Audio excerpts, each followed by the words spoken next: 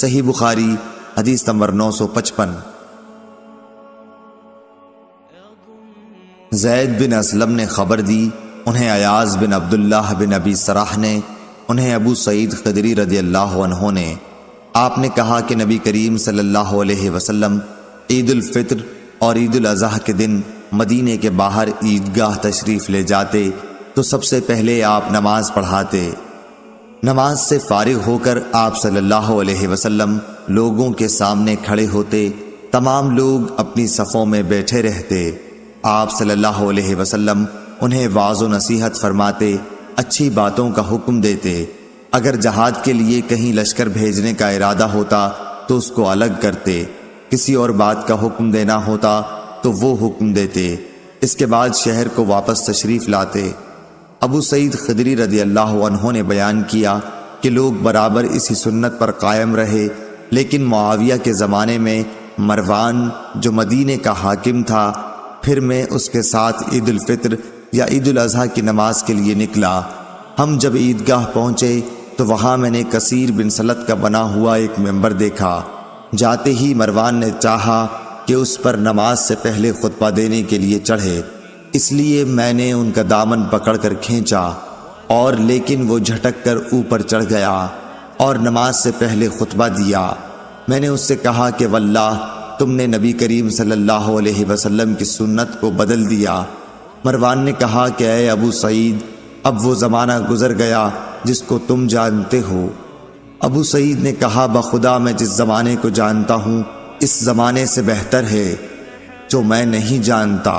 مروان نے کہا کہ ہمارے دور میں لوگ نماز کے بعد نہیں بیٹھتے، اس لیے میں نے نماز سے پہلے خطبے کو کر دیا۔ صحیح بخاری حدیث نمبر 956۔ انس بن ایاز نے بیان کیا، انہوں نے عبید اللہ بن عمر سے بیان کیا، ان سے نافع نے، ان سے عبداللہ بن عمر رضی اللہ عنہ نے کہ رسول دین کے عہد میں اذان نہیں دی جاتی تھی۔ صحیح بخاری حدیث نمبر 960۔ جابر بن عبداللہ سے روایت ہے کہ عید کے دن نبی کریم صلی اللہ علیہ وسلم کھڑے ہوئے، پہلے آپ نے نماز پڑھی، پھر خطبہ دیا۔ اس سے فارغ ہو کر آپ صلی اللہ علیہ وسلم عورتوں کی طرف گئے اور انہیں نصیحت کی۔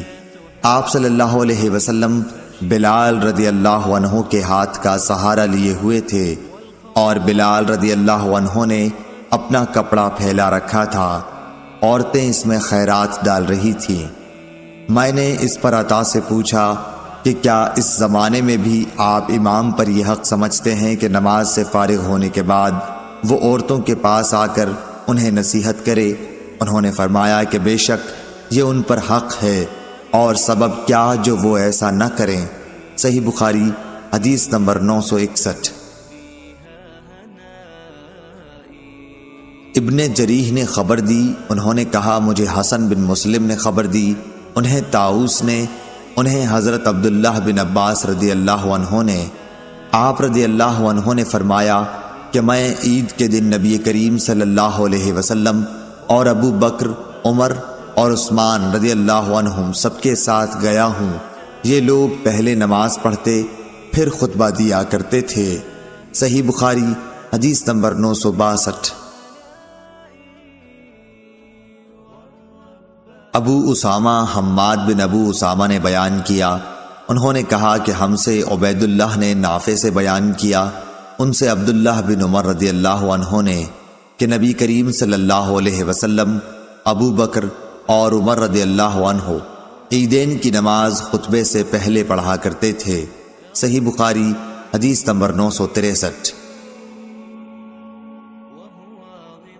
سلیمان بن حرب نے بیان کیا، کہا ہم سے شعبہ نے، انہوں نے عدی بن ثابت سے، انہوں نے سعید بن جبیر سے، انہوں نے ابن عباس رضی اللہ عنہ سے کہ آن حضرت صلی اللہ علیہ وسلم نے عید الفطر کے دن 2 رکعتیں پڑھیں، نہ ان سے پہلے کوئی نفل پڑھا نہ ان کے بعد۔ پھر خطبہ پڑھ کر آپ عورتوں کے پاس آئے اور بلال آپ کے ساتھ تھے۔ آپ نے عورتوں سے فرمایا خیرات کرو، وہ خیرات دینے لگیں، کوئی اپنی بالی پیش کرنے لگی، کوئی اپنا ہار دینے لگی۔ صحیح بخاری حدیث نمبر 964۔ زبید نے بیان کیا، کہا کہ میں نے شعبی سے سنا، ان سے برا بن عازب نے بیان کیا، نبی کریم صلی اللہ علیہ وسلم نے فرمایا کہ ہم اس دن پہلے نماز پڑھیں گے، پھر خطبے کے بعد واپس ہو کر قربانی کریں گے۔ جس نے اس طرح کیا اس نے ہماری سنت کے مطابق عمل کیا، اور جس نے نماز سے پہلے قربانی کی تو اس کا ذبیحہ گوشت کا جانور ہے جسے وہ گھر والوں کے لیے لایا ہے، قربانی سے اس کا کوئی بھی تعلق نہیں۔ ایک انصاری رضی اللہ عنہ جن کا نام ابو بردہ بن نیار تھا بولے کہ یا رسول اللہ صلی اللہ علیہ وسلم، میں نے تو نماز سے پہلے ہی قربانی کر دی، لیکن میرے پاس 1 سال کی پٹھیا ہے جو 2 ندی ہوئی بکری سے بھی اچھی ہے۔ آپ صلی اللہ علیہ وسلم نے فرمایا کہ اچھا، اسی کو بکری کے بدلے میں قربانی کر لو، اور تمہارے بعد یہ کسی اور کے لیے کافی نہ ہوگی۔ صحیح بخاری حدیث نمبر 965۔ عبد الرحمن محاربی نے بیان کیا، کہا کہ ہم سے محمد بن سوقہ نے سعید بن جبیر سے بیان کیا، انہوں نے کہا کہ میں حج کے دن ابن عمر رضی اللہ عنہ کے ساتھ تھا جب نیزے کی ینی آپ کے تلوے میں چبھ گئی، جس کی وجہ سے آپ کا پاؤں رکاب سے چپک گیا، تب میں نے اتر کر اسے نکالا۔ یہ واقعہ منی میں پیش آیا تھا۔ جب حجاج کو معلوم ہوا، جو اس زمانے میں ابن زبیر رضی اللہ عنہ کے قتل کے بعد حجاز کا امیر تھا، تو وہ بیمار پرسی کے لیے آیا۔ حجاج نے کہا کہ کاش ہمیں معلوم ہو جاتا کہ کس نے آپ کو زخمی کیا ہے۔ اس پر ابن عمر رضی اللہ عنہ نے فرمایا کہ تو نے ہی تو مجھ کو نیزہ مارا ہے۔ حجاج نے پوچھا کہ وہ کیسے؟ آپ نے فرمایا کہ تم اس دن ہتھیار اپنے ساتھ لائے جس دن پہلے کبھی ہتھیار ساتھ نہیں لایا جاتا تھا۔ عیدین کے دن تم ہتھیار حرم میں لائے، حالانکہ حرم میں ہتھیار نہیں لایا جاتا تھا۔ صحیح بخاری حدیث نمبر 966۔ اسحاق بن سعید بن عمرو بن سعید بن عاص نے اپنے باپ سے بیان کیا، انہوں نے کہا کہ حجاج عبداللہ بن عمر رضی اللہ عنہ کے پاس آیا، میں بھی آپ کی خدمت میں موجود تھا۔ حجاج نے مزاج پوچھا، عبداللہ بن عمر رضی اللہ عنہ نے فرمایا کہ اچھا ہوں۔ اس نے پوچھا کہ آپ کو یہ برچھا کس نے مارا؟ ابن عمر رضی اللہ عنہ نے فرمایا کہ مجھے اس شخص نے مارا جس نے اس دن ہتھیار ساتھ لے جانے کی اجازت دی جس دن ہتھیار ساتھ نہیں لے جایا جاتا تھا۔ آپ کی مراد حجاج ہی سے تھی۔ صحیح بخاری حدیث نمبر 967۔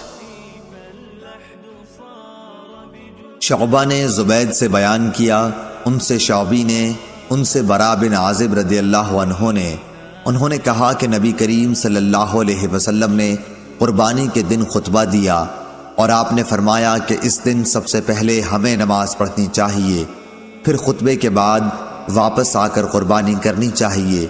جس نے اس طرح کیا اس نے ہماری سنت کے مطابق کیا، اور جس نے نماز سے پہلے ذبح کر دیا تو یہ ایک ایسا گوشت ہوگا جیسے اس نے اپنے گھر والوں کے لیے جلدی سے تیار کر لیا، یہ قربانی قطعاً نہیں۔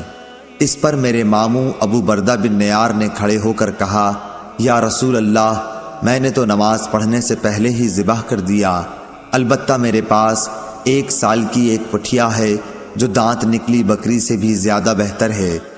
حضور صلی اللہ علیہ وسلم نے فرمایا کہ اس کے بدلے میں اسے سمجھ لو، یا یہ فرمایا کہ اسے ذبح کر لو، اور تمہارے بعد یہ 1 سال کی پٹھیا کسی کے لیے کافی نہ ہوگی۔ صحیح بخاری حدیث نمبر 968۔ شعبہ نے سلیمان کے واسطے سے بیان کیا، ان سے مسلم بطعین نے، ان سے سعید بن جبیر نے، ان سے عبداللہ بن عباس رضی اللہ عنہ نے کہ نبی کریم صلی اللہ علیہ وسلم نے فرمایا، ان دنوں کے عمل سے زیادہ کسی دن کے عمل میں فضیلت نہیں۔ لوگوں نے پوچھا، اور جہاد بھی نہیں؟ آپ نے فرمایا کہ ہاں، جہاد بھی نہیں، سوا اس شخص کے جو اپنی جان و مال خطرے میں ڈال کر نکلا اور واپس آیا تو ساتھ کچھ بھی نہ لایا، سب کچھ اللہ کی راہ میں قربان کر دیا۔ صحیح بخاری حدیث نمبر 969۔ محمد بن ابی بکر ثقفی نے بیان کیا، کہا کہ میں نے انس بن مالک رضی اللہ عنہ سے تلبیح کے متعلق دریافت کیا کہ آپ لوگ حضرت نبی کریم صلی اللہ علیہ وسلم کے عہد میں اسے کس طرح کہتے تھے۔ اس وقت ہم منا سے عرفات کی طرف جا رہے تھے۔ انہوں نے فرمایا کہ تلبیہ کہنے والے تلبیہ کہتے اور تکبیر کہنے والے تکبیر، اس پر کوئی اعتراض نہ کرتا۔ صحیح بخاری حدیث نمبر 970۔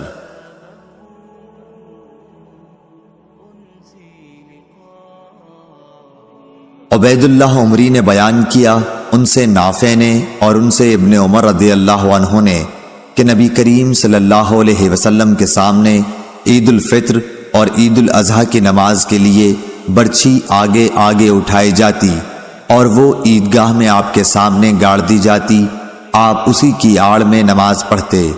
صحیح بخاری حدیث نمبر 972۔ نافع نے ابن عمر رضی اللہ عنہ سے بیان کیا، انہوں نے فرمایا کہ نبی کریم صلی اللہ علیہ وسلم عیدگاہ جاتے تو برچھا، ڈنڈا جس کے نیچے لوہے کا پھل لگا ہوا ہو، آپ کے آگے آگے لے جایا جاتا تھا، پھر یہ عیدگاہ میں آپ صلی اللہ علیہ وسلم کے سامنے گاڑ دیا جاتا اور آپ صلی اللہ علیہ وسلم اس کی آڑ میں نماز پڑھتے۔ صحیح بخاری حدیث نمبر 973۔ حماد بن زید نے بیان کیا، ان سے ایوب سختیانی نے، ان سے محمد نے، ان سے ام عطیہ رضی اللہ عنہا نے، آپ رضی اللہ عنہا نے فرمایا کہ ہمیں حکم تھا کہ پردے والی دوشیزاؤں کو عیدگاہ کے لیے نکالیں، اور ایوب سختیانی نے حفصہ رضی اللہ عنہا سے بھی اسی طرح کی روایت کی ہے۔ حفصہ رضی اللہ عنہا کی حدیث میں یہ زیادتی ہے کہ دوشیزائیں اور پردے والیاں ضرور عیدگاہ جائیں اور حائضہ نماز کی جگہ سے علیحدہ رہیں۔ صحیح بخاری حدیث نمبر 974۔ سفیان ثوری نے عبد الرحمن بن عابس سے بیان کیا، انہوں نے ابن عباس رضی اللہ عنہ سے سنا، انہوں نے فرمایا کہ میں نے عید الفطر یا عید الاضحیٰ کے دن نبی کریم صلی اللہ علیہ وسلم کے ساتھ نماز پڑھی۔ آپ صلی اللہ علیہ وسلم نے نماز پڑھنے کے بعد خطبہ دیا، پھر عورتوں کی طرف آئے اور انہیں نصیحت فرمائی اور صدقے کے لیے حکم فرمایا۔ صحیح بخاری حدیث نمبر 975۔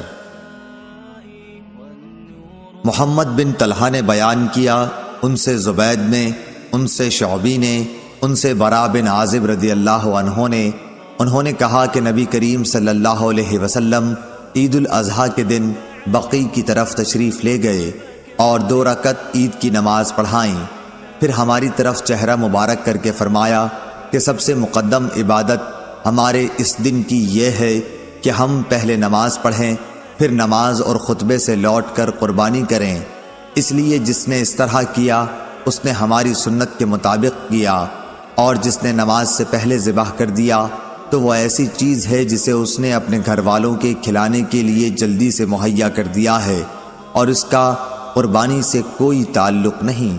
اس پر ایک شخص نے کھڑے ہو کر عرض کیا کہ یا رسول اللہ، میں نے تو پہلے ہی ذبح کر دیا، لیکن میرے پاس 1 سال کی پٹھیا ہے اور وہ دوندی بکری سے زیادہ بہتر ہے۔ آپ صلی اللہ علیہ وسلم نے فرمایا کہ خیر، تم اسی کو ذبح کر لو، لیکن تمہارے بعد کسی کی طرف سے ایسی پٹھیا جائز نہ ہوگی۔ صحیح بخاری حدیث نمبر 976۔ یحییٰ بن سعید قطان نے سفیان ثوری سے بیان کیا، کہا کہ مجھ سے عبد الرحمن بن عابس نے بیان کیا، کہا کہ میں نے ابن عباس رضی اللہ عنہ سے سنا، ان سے دریافت کیا گیا تھا کہ کیا آپ نبی کریم صلی اللہ علیہ وسلم کے ساتھ عیدگاہ گئے تھے؟ انہوں نے فرمایا کہ ہاں، اور اگر باوجود کم عمری کے میری قدر و منزلت آپ کے یہاں نہ ہوتی تو میں جا نہیں سکتا تھا۔ آپ اس نشان پر آئے جو کثیر بن سلط کے گھر کے قریب ہے، آپ نے وہاں نماز پڑھائی، پھر خطبہ سنایا، اس کے بعد عورتوں کی طرف آئے، آپ کے ساتھ بلال رضی اللہ عنہ بھی تھے۔ آپ صلی اللہ علیہ وسلم نے انہیں واعظ اور نصیحت کی اور صدقے کے لیے کہا، چنانچہ میں نے دیکھا کہ عورتیں اپنے ہاتھوں سے بلال رضی اللہ عنہ کے کپڑے میں ڈالے جا رہی تھیں، پھر حضور صلی اللہ علیہ وسلم اور بلال رضی اللہ عنہ گھر واپس ہوئے